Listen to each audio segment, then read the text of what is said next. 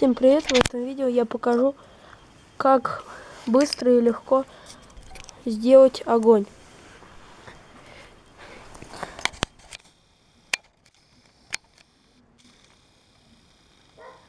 Как вы догадались, это стружка от карандаша, которую, когда мы натачиваем карандаш, она слазит.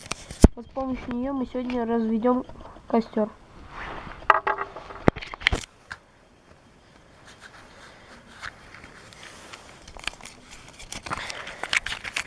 Берем спичку.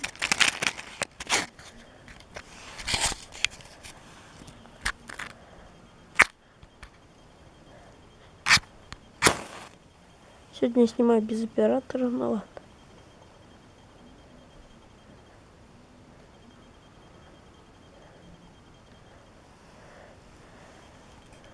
Вот смотрите, у нас получился огонь.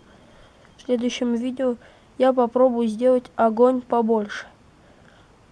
А сейчас я начну подготавливаться как раз таки к этому видео. Наберется 10 лайков, выйдет следующее видео.